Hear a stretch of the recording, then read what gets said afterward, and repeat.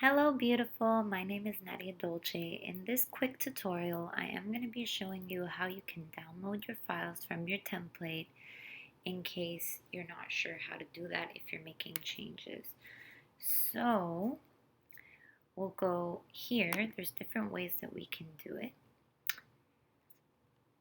Let's say we want to download all of our PNGs, all of our images. Ideally, we would click on the download button at the top here. There's the little arrow, and you could see what file types are available to you. So it says PNG suggested because it's high quality file. You can also download in JPEG for your needs. You could create a PDF print, SVG. So ideally you would choose PNG.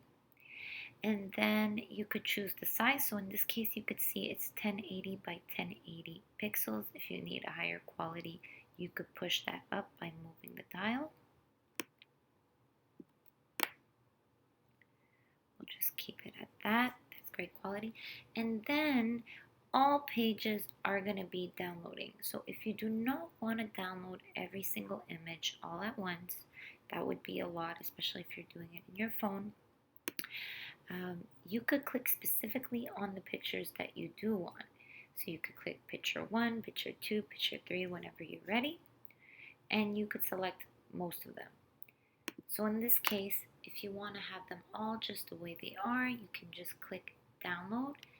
And they're simply going to download. So you can see I'm going to download them all.